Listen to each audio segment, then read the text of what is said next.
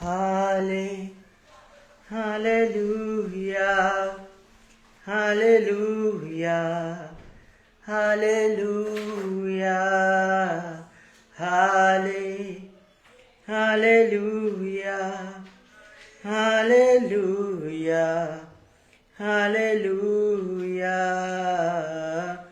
हो तेरी स्तुति और आराधना करता हूँ मैं तुझ से ये प्रार्थना। महिमा से तेरी तू इस जगह को भर, जो भी तू चाहे तू यहाँ पे कर। हाले hallelujah hallelujah hallelujah hallelujah hallelujah hallelujah. आप सबों को प्रभु यीशु मसीह के मीठे और मधुर नाम में जय मसीह की।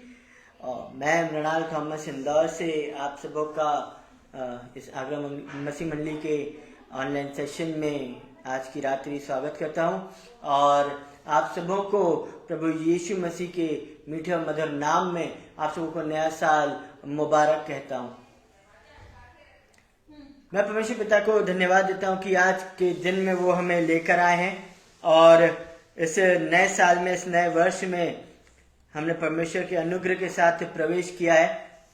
और आइए हम आज की आराधना प्रारंभ करेंगे और हम एक छोटी सी दुआ करेंगे। हे दयालु स्वर्गीय पिता, हम आपको लाख लाख धन्यवाद देते हैं आज के इस दिन के लिए कि आपने हमें जीवितों की भूमि पर रखा और खाक में मिलने न दिया और एक और मौका दिया कि हम ये नया साल आपकी हुजूरी में बिताने पा रहे हैं। परमेश्वर पिता, हे परमेश्वर पिता, आज दिन तक आप हमें लिए चले हैं, बीते साल में भी आप हमें संभाले रहे और हमें वो 31 दिसंबर 2023 की रात्रि में भी संभाल के रखा और इस 1 जनवरी 2024 का भोर का प्रकाश दिखाया और आज दिन तक आप हमें, इस क्षण तक आप हमें संभालते हुए आए हैं, इसलिए हम आपको लाखों लाख धन्यवाद देते हैं। हे परमेश्वर पिता, इस आराधना को आपके हाथ में सौंपते परमेश्वर पिता, तमाम उन लोगों को आपके हाथ में सौंपते परमेश्वर पिता जो इस आराधना को लाइव देखेंगे और जो उसको ऑफलाइन भी इस लाइव सेशन के बाद देखेंगे। तमाम बातों को आपके हाथ में सौंपते हुए इस प्रार्थना को आपके प्रिय पुत्र प्रभु यीशु मसीह के नाम से मांग लेता हूँ। दया से सुनिए और ग्रहण कीजिए, आमीन। आइए हम कुछ पल आराधना में बिताएंगे और हम परमेश्वर की आराधना में कुछ गीतों को गाएंगे और मैं आशा करता हूँ कि आप सबों को भी ये गीत आते होंगे। तेरी स्तुति मैं करूं, आराधना करूं दिल से, हे दिल से। तेरी स्तुति मैं करूं, आराधना करूं दिल से, हे दिल से। मेरी सांसों में तेरा नाम रहे, मेरी सांसों में तेरा नाम रहे, है प्रभु तू ही तू। तेरी स्तुति मैं करूं, आराधना करूं दिल से, हे दिल से। तेरी स्तुति मैं करूं, आराधना करूं दिल से, हे दिल से। जहाँ मेरी नजर जाए वहाँ तेरी स्तुति हो, जहाँ मेरी नजर जाए वहाँ तेरी स्तुति हो। सारी दुनिया का रखवाला तू, सारी दुनिया का रखवाला तू है प्रभु, तू ही तू। तेरी स्तुति मैं करूं, आराधना करूं दिल से, दिल से। तेरी स्तुति मैं करूं, आराधना करूं दिल से, हे दिल से। खुशी और गम में साथ हो तेरा, प्रारंभ और अंत में नाम हो तेरा। खुशी और गम में साथ हो तेरा, प्रारंभ और अंत में नाम हो तेरा। मेरे जीवन का सहारा तू, मेरे जीवन का सहारा तू है प्रभु, तू ही तू। तेरी स्तुति मैं करूं, आराधना करूं दिल से, हे दिल से। तेरी स्तुति मैं करूं, आराधना करूं दिल से, हे दिल से, दिल से, दिल से। हालेलुया। आइए हम एक और गीत के साथ परमेश्वर की आराधना करेंगे। धन्यवाद के साथ स्तुति गाऊंगा, हे यीशु मेरे खुदा। उपकार तेरे हैं बेशुमार, कोटि कोटि स्तुति धन्यवाद। धन्यवाद के साथ स्तुति गाऊंगा, हे यीशु मेरे खुदा। उपकार तेरे हैं बेशुमार, कोटि कोटि स्तुति धन्यवाद। योग्यता से बढ़ के दिया है अपनी दया से तूने मुझे। योग्यता से बढ़ के दिया है अपनी दया से तूने मुझे। मांगने से ज्यादा मिला मुझे, आभारी हूँ प्रभु मैं। मांगने से ज्यादा मिला मुझे, आभारी हूँ प्रभु मैं।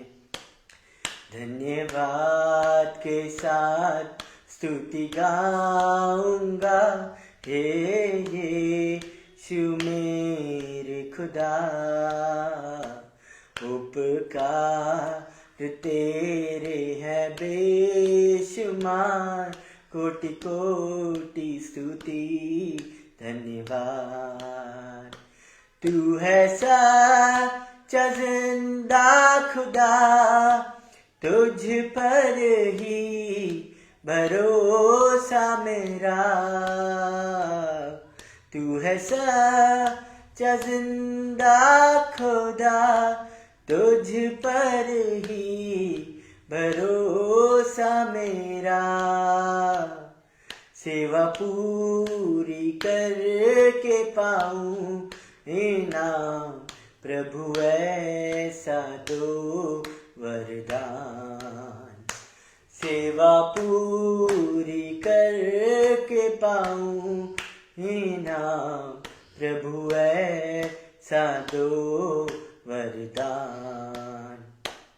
धन्यवाद के साथ स्तुति गाऊंगा हे यीशु मेरे खुदा।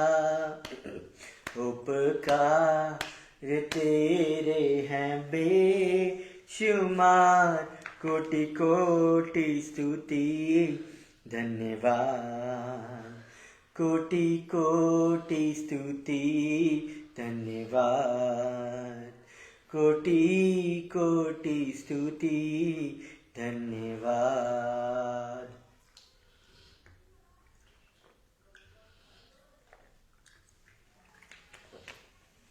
हालेलुया। आइए मेरे प्रिय, अब हम कुछ वक्त वचन की ओर अपने मनों को केंद्रित करेंगे। और आज की ये 1 जनवरी की पहला डिवोशन इस आगरा मसीह मंडली पेज का, इसमें जो परमेश्वर ने आज के लिए, इस नए साल के लिए हमारे लिए जो वचन रखा है, वो बहुत ही वेल नोन मैसेज है। वो वेल नोन आयतों में से है और वेल नोन हमने इस वचन को कई बार कई भिन्न भिन्न वक्ताओं के द्वारा हमने सुना होगा और हमने अपने दैनिक जीवन में भी इस पर मनन लगाया होगा।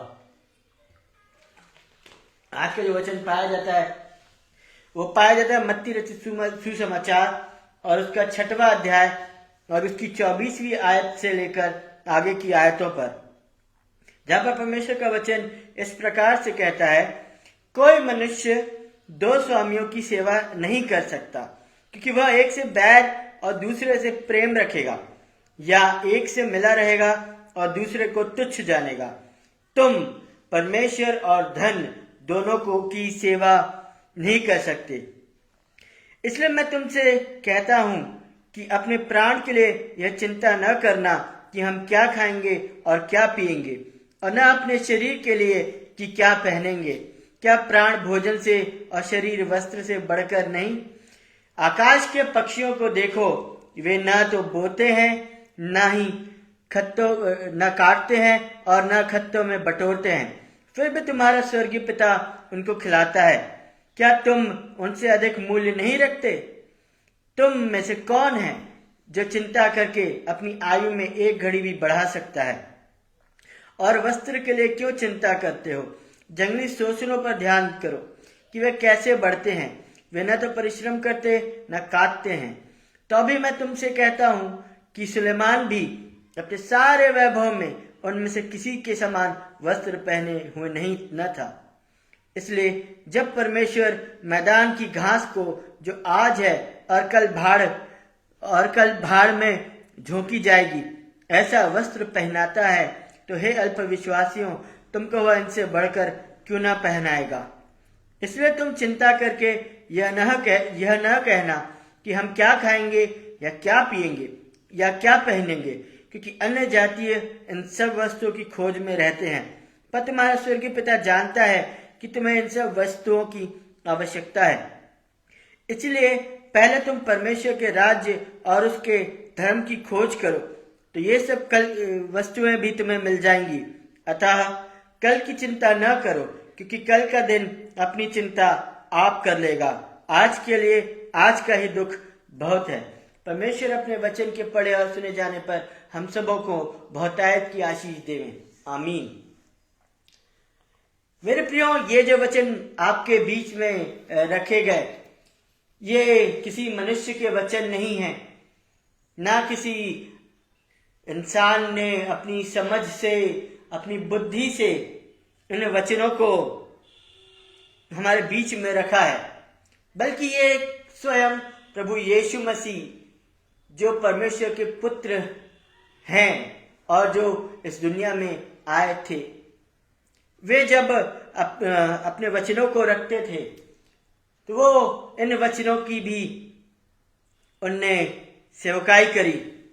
और ये वचन किसी संसारिक मनुष्य के मुख से नहीं, परंतु खुद खुदा के मुख से निकले हुए वचन हैं। यहाँ पर प्रभु का वचन स्वयं कहता है, जब ये वचन स्टार्ट होता है, इसकी जो आयतें स्टार्ट होती हैं, वो कहता है, कोई मनुष्य दो स्वामियों की सेवा नहीं कर सकता। हाँ मेरे प्रियो, आज का जो दिन है, जो आज हम नए साल में प्रवेश करे हैं, आज परमेश्वर का वचन हमसे बखूबी बात करता है कि हम आज चुनाव कर लें। परमेश्वर पिता ने बीते साल में तो हमें संभाल कर रखा, लेकिन हम जो है वो हम कई बार उन वचनों को हम भूल जाते हैं और हमारा मन यहाँ वहां भटकता है। लेकिन आज 1 तारीख को हम सब जानते हैं कि 1 तारीख बहुत लोगों के लिए इंपॉर्टेंस रखती है, क्योंकि 1 तारीख को कई लोगों की सैलरीज आती हैं, कई लोगों की पेंशन आती हैं, कई लोग 1 तारीख का इंतजार करते हैं, कई लोग 1 तारीख के लिए पूरे महीने के अंत से मतलब आधे महीने में वो चिंता करके आगे बढ़ते हैं। मैं सबकी बात नहीं कर रहा, लेकिन कई लोगों के घरों में हमने देखा है कि वे जब महीने के बीच में हम पहुंचते हैं, या तो 15 तारीख या 20 तारीख, तो हम चिंता करने लग जाते हैं कि आगे का पल कैसे बीतेगा, महीने का आखिरी है, हमारे एक्सपेंसेस कैसे चलेंगे, हमारा घर कैसे चलेगा, हमारा ये कैसे चलेगा, हमारा वो कैसे चलेगा, पेट्रोल कैसे आएगा, किराना कैसे आएगा, और जिनके घर में बच्चे हैं उनके भी अलग एक्सपेंसेस हैं, उनके बहुत ज्यादा खर्चे हैं। तो वे जो हैं वे चिंता करके अपने उन जो आधा समय है वो उस चिंता में बिताते हैं। शुरू के आधे महीने में वे भरी पूरी से रहते हैं, खुल के खर्चा करते हैं, बिना किसी सोच के खर्चा करते हैं। लेकिन जब वे उस महीने के मध्य में पहुंचते हैं या मध्य से आखिरी के समय में पहुंचते हैं, तो वे चिंता करने लग जाते हैं कि अब हमारे एक्सपेंसेस का क्या होगा। मेरे प्रियो, आज की शाम परमेश्वर हम सबसे बहुतायत से ये बात कर रहा है कि आज हम चुनाव कर लें कि हम किसकी सेवा करेंगे, या तो परमेश्वर की, या धन की, या तो संसारिक ईश्वर की, या आत्मिक ईश्वर की। बहुत सारे लोग हैं जो अपना वक्त जो है वो संसारिक चीजों में व्यतीत करते हैं। बहुत सारे लोग हैं जो आज की शाम मॉल्स में बिताएंगे, यहाँ बिताएंगे, वहां बिताएंगे, और जब आज मंडे का दिन है तो कई जगह तो छुट्टियां भी नहीं रहती, वे सब ऑफिसेज गए होंगे। और हम देखते हैं कि वो नए साल में जब प्रवेश करते हैं तो वो प्रवेश कई बार हम देखते हैं कि कई लोगों की सैलरीज नहीं आई होगी या कुछ नहीं हुआ होगा। मैं आज एक मॉल में गया था, अभी कुछ देर पहले ही लौट के आया हूं। मैंने देखा कि वो मॉल आज के दिन भरा हुआ था, न जाने कितने लोग वहां पर थे। पूरा मॉल, उसकी पार्किंग फुल, वहां पे पूरा भरा हुआ था। और मैं देख रहा था कि लोग जो हैं वे उन मन को भाने वाली चीजों के पीछे कैसे जा रहे थे। मैंने देखा कि उनमें से कई लोग मसीह भी होंगे जो आज की इस रात्रि की बेला में वे अपने उस नए साल को जब शुरू कर रहे हैं तो वे अच्छे अच्छे रेस्टोरेंट्स में अपनी शामें बिताएंगे, अच्छे अच्छे मॉल्स में जाएंगे, शॉपिंग करेंगे। लेकिन आज की शाम बहुत ही कम लोग होंगे जो परमेश्वर की उपस्थिति में और उसके सानिध्य में आज का नया साल और आज की इस रात्रि में प्रवेश करेंगे। यहाँ परमेश्वर का वचन साफ साफ कहता है कि तुम चुनाव कर लो। या तो तुम लिमिटेड की सेवा करो और या तुम अनलिमिटेड की सेवा करो। पैसा है, उसकी एक लिमिट है। दुनिया का सबसे धनी व्यक्ति है, उसके पास भी एक लिमिट है। वो एक हद तक व्यय कर सकता है, एक हद तक वो खर्चा कर सकता है, लेकिन उस समय के बाद, उस फिगर के बाद वो जो शख्स है वो भी चिंता करने लगेगा कि इस पैसे के खत्म हो जाने के बाद मैं क्या करूंगा, या मेरा परिवार क्या करेगा, या मेरे बच्चे क्या करेंगे। हालेलुया। लेकिन परमेश्वर का कलाम हम सबसे कहता है कि तुम आज चुनाव कर लो कि तुम किसकी सेवा करोगे। या तो तुम मुझे चुन लो या तुम पैसे को चुन लो, क्योंकि परमेश्वर का वचन सत्य है और हम देखते हैं ये दो धारी तलवार है। बहुतेरे लोगों को ये वचन पसंद नहीं आता। बहुतेरे लोग हैं जो गुस्सा हो जाते हैं जब उनसे ये बात कही जाती है। कुछ लोग हैं जो बोलते हैं कि ना परमेश्वर के वचन के पीछे चलना और संसारिक रूप में चलना बहुत भिन्न भिन्न बातें हैं। लेकिन जब हम ऐसे वचन की गहराई में जाते हैं तो हमें ये बात हमें पता चलती है, ये वचन खुद परमेश्वर ने दिया है, ये खुद प्रभु यीशु मसीह के मुख से निकला है। और जब प्रभु यीशु मसीह के मुख से निकला है तो वो वचन कभी टल नहीं सकता। चाहे आकाश और पृथ्वी टल जाए, लेकिन परमेश्वर का वचन ना तो हिलेगा न टलेगा। जब तक वो वचन पूरा ना हो जाए, वो वचन अपनी जगह वो अपना कार्य करता रहेगा। और यहाँ हम देखते हैं कि प्रभु यीशु मसीह कहते हैं कि तुम चुनाव कर लो। और प्रभु यीशु मसीह हमको इन वचनों के द्वारा एग्जाम्पल एक सेट करते हैं, एक एग्जाम्पल दे देते हैं। और वो ये कहते हैं कि मैं तुमसे सच कहता हूं कि अपने प्राण के लिए यह चिंता न करना कि हम क्या खाएंगे और क्या पिएंगे, और न अपने शरीर के लिए कि क्या पहनेंगे। और क्या प्राण भोजन से और शरीर वस्त्र से बढ़कर नहीं।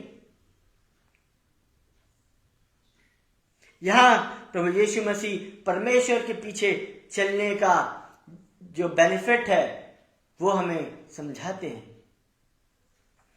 और दो चीजों का जो हम देखते हैं वो बहुत ही अच्छा एग्जाम्पल प्रभु यीशु मसीह देखते हैं। आकाश के पक्षियों को देखो, वे न तो बोते हैं, न काटते हैं, न ही खत्तों में इकट्ठा करते हैं।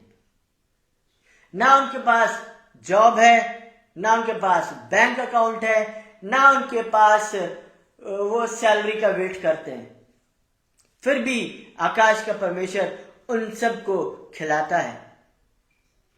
और प्रभु यीशु मसीह कहते हैं कि हमारा मोल उनसे कहीं अधिक है।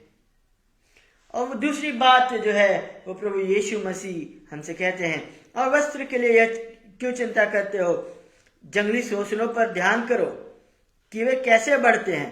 वे न तो परिश्रम करते न काटते हैं, तो भी मैं तुमसे कहता हूं कि सुलेमान भी अपने सारे वैभव में उनमें से किसी के समान वस्त्र पहने हुए न था। यहां प्रभु यीशु मसीह सुलेमान का जिक्र करते हैं, जो बहुत ही हम देखते हैं उसका पहनावा बहुत ही वैभवपूर्ण था। वो बहुत ही लैविश लाइफ जीता था। वो व्यक्ति जो है वो उस काल का सबसे बुद्धिमान व्यक्ति है। तो हम सोच सकते हैं कि जब वो कपड़े पहनता होगा या वो जो चीजें चुनता होगा, वो कितनी बुद्धि के साथ वो उस बुद्धि का उपयोग करता था। वो उन कपड़ों के सिलेक्शन में भी टाइम लगाता था। वो भी परिश्रम करता था सोचने में लेकिन यहाँ परमेश्वर का वचन कहता है कि तुम जंगली शोषणों पर देखो जो आज है और कल भाड़ में झोंकी जाएगी। और जब हम देखते हैं प्रभु यीशु मसीह वो एग्जाम्पल देते हैं, तो वो ये एग्जाम्पल देते हैं कि परमेश्वर जो है वो उन जंगली शोषणों की जो वो है वो उस पर उसकी डिटेल में हम जब जाते हैं तो हम पाते हैं कि परमेश्वर ने बहुत ही महीन रूप से, बहुत ही डिटेल रूप से उन शोषणों को वस्त्र पहनाया, उन वस्त्रों को बनाया, उसकी कवरिंग को बनाया। यहाँ पर हम देखते हैं प्रभु यीशु मसीह एक बहुत अच्छा एक और एग्जाम्पल सेट करते हैं कि जो आज है और कल भाड़ में झोंक देगी, जो आज है और जो कल भाड़ में झोंकी जाएगी, उसको उसको जब परमेश्वर पिता क्रिएट करते हैं तो वो एक बहुत ही माइन्यूट डिटेल्स उसके अंदर डालते हैं, तो वो हमको क्यों कर अच्छा वस्त्र ना पहनाएंगे। और परमेश्वर का वचन हमसे कहता है, इसलिए पहले तुम परमेश्वर के राज्य और उसके धर्म की खोज करो तो ये सब वस्तुएं भी तुम्हें मिल जाएंगी। प्रभु यीशु मसीह जो है वो लोगों का ध्यान उस लिमिटलेस बात पर केंद्रित करते हैं कि तुम परमेश्वर के राज्य और धर्म की खोज करो। प्रभु यीशु मसीह नहीं चाहते कि हम जो हैं वो चिंता में अपने मनों को लगाएं या हम व्यर्थ चिंता में हम अपने जीवन को जिएं। और जब इस मैसेज को हम देखते हैं, वो मत्ती रचित सुसमाचार उसके 7वें अध्याय की 24 से 28वीं आयत पर हमें ले चलता है। ये मैसेज जो है ये 2 पार्ट में डिवाइडेड है। यहां पे परमेश्वर का वचन कहता है, इसलिए जो कोई मेरी ये बातें सुनकर उन्हें मानता है वह उस बुद्धिमान मनुष्य के समान ठहरेगा जिसने अपना घर चट्टान पर बनाया और मेघ बरसा और बाढ़ आई और आंधियां चली और उस घर से टकराई, फिर भी वह नहीं गिरा क्योंकि उसकी नींव चट्टान पर डाली गई थी। आज की शाम प्रभु यीशु मसीह हमसे कहते हैं कि हम अपना घर जो है, हमारा घरौंदा है, हमारा जो ठिकाना है, हम वो कहां पर बनाएं। यहां भी 2 एग्जाम्पल प्रभु यीशु मसीह देते हैं कि या तो तुम चट्टान पे बना लो और या रेत पे बना लो, या तो पैसे की नींव पर अपने घरों को स्थापित करो या परमेश्वर के वचन की ओर अपने घरों को स्थापित करो। आज की शाम जो इस साल की पहली शाम है, इस साल का पहला दिन है, वहां हम इस वचन को, हम अपने मनों को इन वचनों की ओर केंद्रित करें।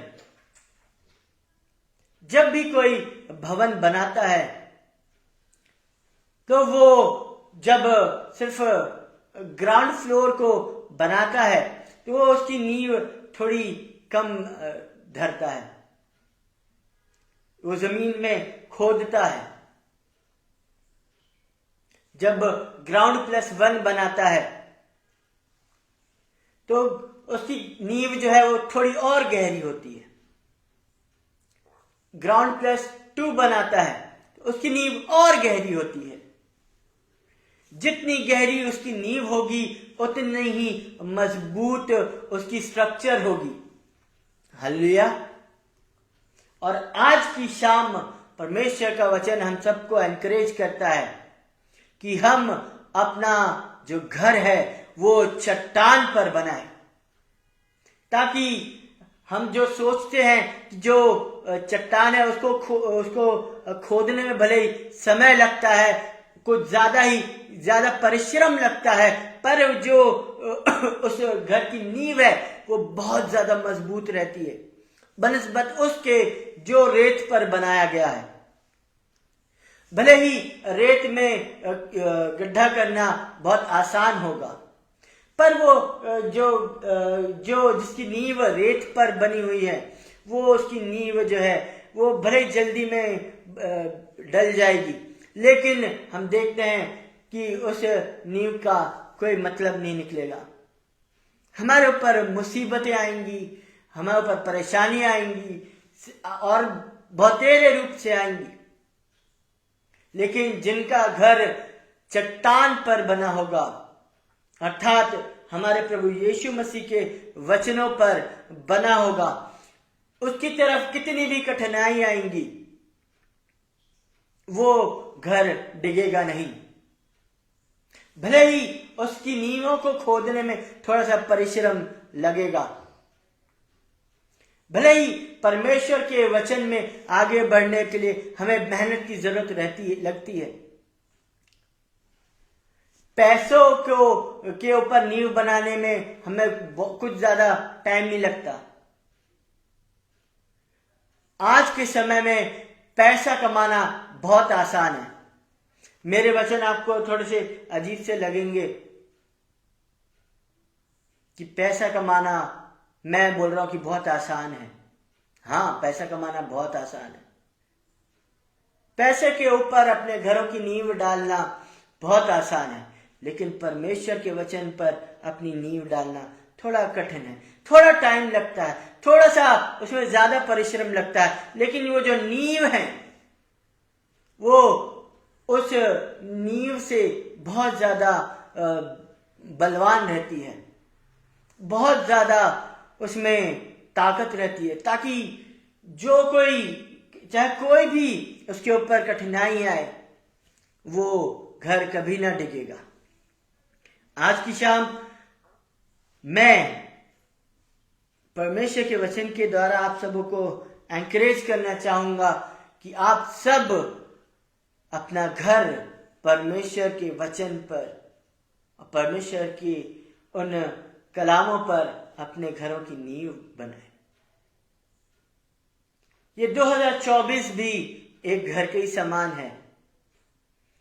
ये हम पर डिपेंड करता है कि हम उसको स्टार्ट कैसे करते हैं, हम कैसे उसकी नींव डालते हैं, कैसे हम उसका बेस बनाते हैं। क्या हम आज इस 1 जनवरी को भी पैसे के पीछे अपने मनों को लगा रहे हैं, इस संसारिक वस्तुओं में लगा रहे हैं, या हम परमेश्वर के उन कलामों पर अपने मनों को लगा रहे हैं? भले ही परमेश्वर के वचन के पीछे चलने में हमें थोड़ी सी कठिनाई होगी, हमें थोड़ा सा असहज भी महसूस होगा। लोग हमें बोलेंगे कि हमारे पास बुद्धि की कमी है, हम क्यों परमेश्वर के वचन पर निर्भर होते हैं। लेकिन मेरे प्रियो, आज भले ही आपको परमेश्वर का वचन थोड़ा सा कठिन लगेगा, लेकिन जब प्रभु यीशु मसीह आएंगे तब वो हमसे पूछेंगे कि तुम्हारी नींव कहाँ थी, तुमने किसकी सेवा करी, तुम किसका पीछा कर रहे थे, तुम किसकी बात मान रहे थे। आज कई ऐसे प्रीचर्स हैं या परमेश्वर के दास हैं जिनका मन आज भी उस रेत की नींव पर बना हुआ है।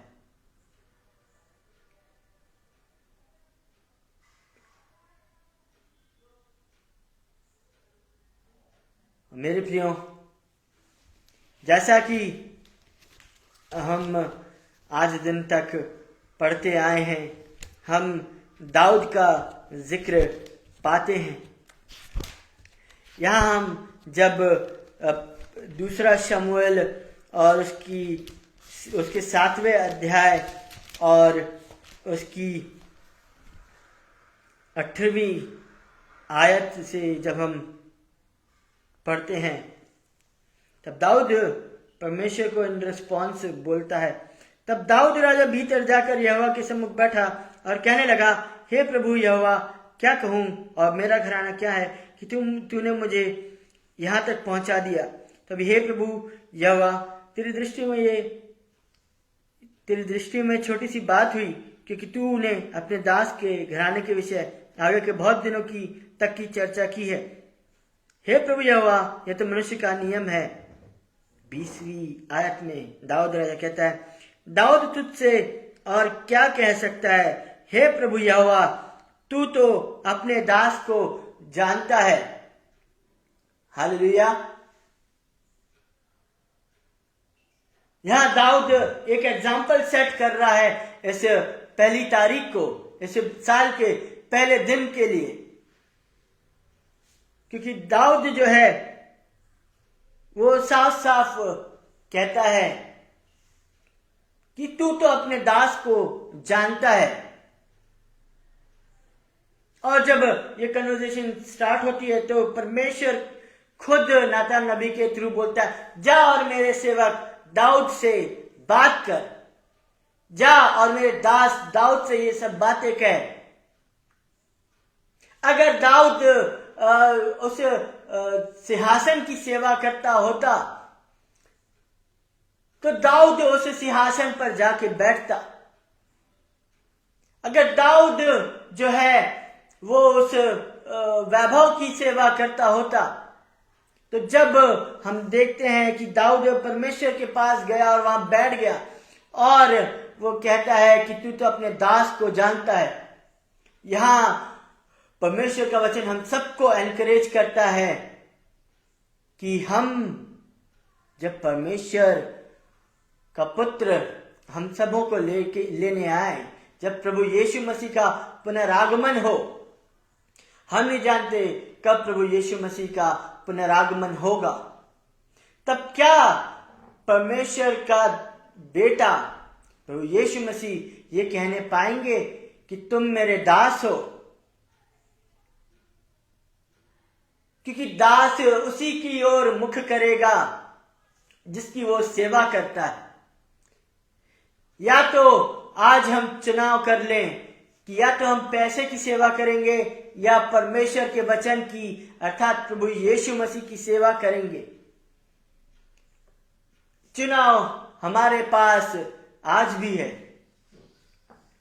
या तो हम लिमिटेड की ओर अपने ध्यानों को लगाएं, अपने मनों को लगाएं, उन लिमिटेड चीजों पर हम जो है हम अपनी उस पूरी जिंदगी को बिताएं, या हम उन लिमिटलेस चीजों के ऊपर अपनी जिंदगियों को लगाएं कि जब प्रभु यीशु मसीह आए वे हमसे बोले कि हे मेरे दास, हे मेरी दासी, तूने मेरी सेवा करी है। आज की शाम इन वचनों के साथ मैं समाप्त करूंगा, क्योंकि हमने देखा है कि परमेश्वर ने दाऊद को किस तरह आशीषित किया, किस तरह उसको बढ़ाया, क्योंकि उसकी नींव जो थी वो परमेश्वर पर और परमेश्वर के वचन हैं उन पर टिकी हुई थी। और हम देखते हैं कि दाऊद का जो सिंहासन है वो ताउम्र बना रहा। आज परमेश्वर का वचन और परमेश्वर का दास दाऊद हम सबों को भी एनकरेज करता है, एक एग्जाम्पल देता है दाऊद के जीवन के द्वारा।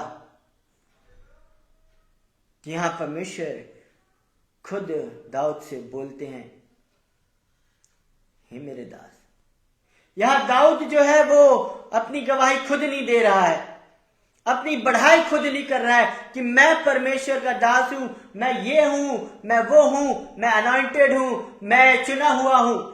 लेकिन यहां परमेश्वर नातान नबी के पास ये वचन पहुंचा रहा है कि मेरे दास से तू ऐसा ऐसा जाके कहे, तू ऐसा ऐसा मेरे दास से कहे।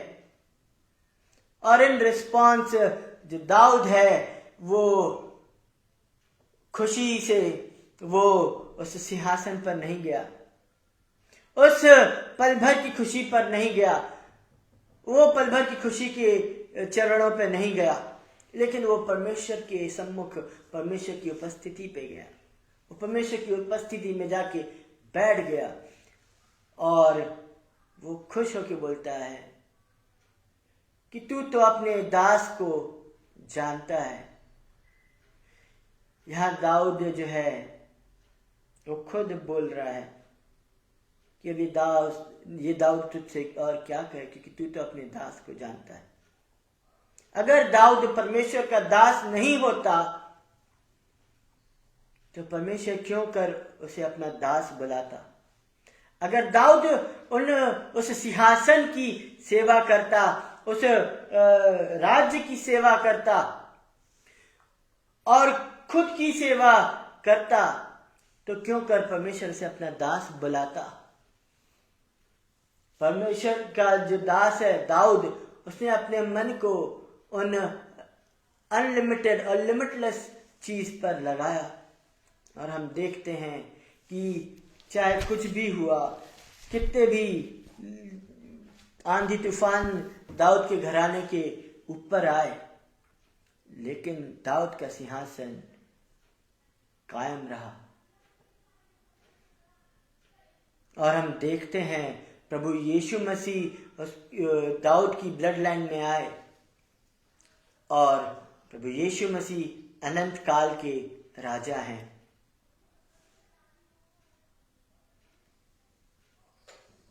और यहाँ हम देखते हैं कि जब दाऊद का पुत्र बनकर प्रभु यीशु मसीह आए हैं, तो जब तक प्रभु यीशु मसीह राज्य करेंगे तब तक दाऊद का सिंहासन बना रहेगा। और मैं बरसा, परंतु जो कोई मेरी यह बातें सुनता है और उन पर, जब हम वापस मत्ती 7 में आते हैं तो परमेश्वर का वचन हमसे कहता है कि परंतु जो कोई मेरी ये बातें सुनता है और उन पर नहीं चलता, वह उस निर्बुद्धि मनुष्य के समान ठहरेगा जिसने अपना घर बालू पर बनाया। और मेंह बरसा और बाढ़ें आई और आंधियां चली और उस घर से टकराई और वह गिरकर सत्यानाश हो गया। जब यीशु ये बातें कह चुका तो ऐसा हुआ कि भीड़ उसके उपदेश से चकित हुई, क्योंकि वह उनके शास्त्रियों के समान नहीं परंतु अधिकारी के समान उन्हें उपदेश देता था।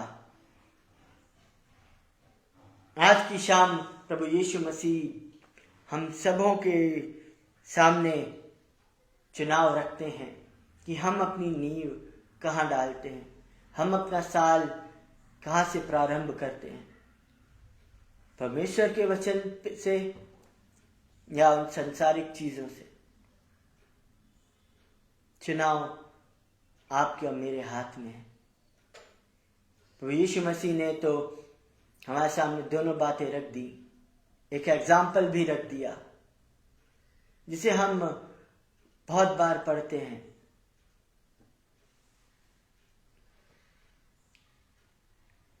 भले कितनी आंधियां आ जाएंगे आपकी लाइफ में, भले कितने तूफान आ जाएंगे, अगर आपकी नींव परमेश्वर के वचन पर बनी हुई है, अगर आपकी नींव उस अनंत काल के राज्य के ऊपर टिकी हुई है, तो मेरे प्रियो आपके उन घरौंदों में आपका वो घरौंदा सदा सर्वदा बरकरार रहेगा। और जब प्रभु यीशु मसीह हम सबको लेने आएंगे तो हमसे जब कहेंगे कि तुमने किसकी सेवा करी, तो अगर हम परमेश्वर के वचन की सेवा करते हैं तो हम बोल्डली कह सकते हैं कि हम तेरे दास हैं। लेकिन अगर हम अपने पूर्ण मन से परमेश्वर के वचन पर अपने घरों को केंद्रित नहीं करते, अपने घरों की नींवें इस 1 जनवरी के इस साल के प्रथम दिन हम अपनी नींव अगर परमेश्वर के वचन पर नहीं डालते, तो आज भी समय है हम परमेश्वर के वचनों में और गहराई से आगे और आगे बढ़ते जाएं। परमेश्वर हम सबों को बहुतायत की आशीष दे। आइए हम प्रार्थना करें। हे दयालु स्वर्गीय पिता, हम आपको लाख लाख धन्यवाद देते हैं इस नए साल में लेकर आने के लिए, और आज की संध्या में आपके वचनों के द्वारा हमें अनुग्रहित करने के लिए। हे परमेश्वर पिता, जितने भी भाई बहन इस वचन को सुनते हैं, जितने भी आपके दास दासी इस वचन को सुनते हैं, जितने भी लोग इस वचन को सुनते हैं, इस लाइव टेलीकास्ट के द्वारा या ऑफलाइन टेलीकास्ट के द्वारा, उन सबों के मनों में कार्य करिए परमेश्वर पिता। और जो चुनाव आपने हमारे सामने रखा है, हम सबों की मदद करिए कि हम अपने घर को उस चट्टान पर बनाएं। परमेश्वर पिता, तमाम उन बीमारों के लिए प्रार्थना करते हैं जो आज की शाम हॉस्पिटल और नाना प्रकार के स्थानों में पाए जाते हैं। परमेश्वर पिता, उन सबों को छुइए, उनको चंगाई प्रदान करिए, ताकि वे भी आपके भवन में जाकर आपकी स्तुति और आराधना करने पाएं और आपकी महिमा के सिंहासन को स्थापित करने में एक योगदान दे सके। तमाम बातों को आपके हाथ में सौंपते हैं। पास्टर अनुपम डेविड जी, आंटी शबनम डेविड जी, उनके बच्चों को, सबको आपके लहू में ढांपते हैं। और परमेश्वर पिता, आपसे प्रार्थना करते हैं कि जब वे इस आगरा मसीह मंडली पेज के द्वारा आपकी सेवकाई करते हैं, तो परमेश्वर पिता वे अपने प्रतिफल को किसी रूप में न खोने पाए। उनका घर हमेशा भरा पूरा रहे, उनके खत्ते हमेशा भरे पूरे रहें, उनका घराना सदा सर्वदा आशीषित बना रहे। परमेश्वर पिता, जितने भी भाई बहन इस पेज के द्वारा आपके वचन को लेकर आते हैं परमेश्वर पिता, उन सब को आप अपने वचनों से भरिए परमेश्वर पिता, ताकि वे जब उन वचनों को लेकर आए परमेश्वर पिता, आपके उस जीवित कलाम को लेकर आए परमेश्वर पिता, तो वो बहुत सामर्थ्य के साथ अपने उन वचनों को लेकर आने पाए। भले ही वे टूटे फूटे शब्दों में या टूटे फूटे मैसेज को लेकर आए परमेश्वर पिता, हम जानते हैं कि आप हमारी कमजोरी में भी आप सामर्थ्य देते हैं परमेश्वर पिता। तमाम बातों को आपके हाथ में सौंपते हैं। इस रात्रि की बेला में आप लेकर आए परमेश्वर पिता, तो रात की मीठी नींद दीजिए, और अगर आपकी मर्जी तो कल का भोर का प्रकाश फिर से दिखाइए। और परमेश्वर पिता, अगर आपकी मर्जी हो तो अपनी महिमा में फिर से चलने का एक और मौका दीजिए। तमाम बातों को आपके हाथ में सौंपते हुए इस प्रार्थना को आपके प्रिय पुत्र प्रभु यीशु मसीह के नाम से मांग लेते हैं। दया से सुनिए और ग्रहण कीजिए। आमीन। परमेश्वर पिता हम सबों को बहुतायत से आशीष दें। आमीन।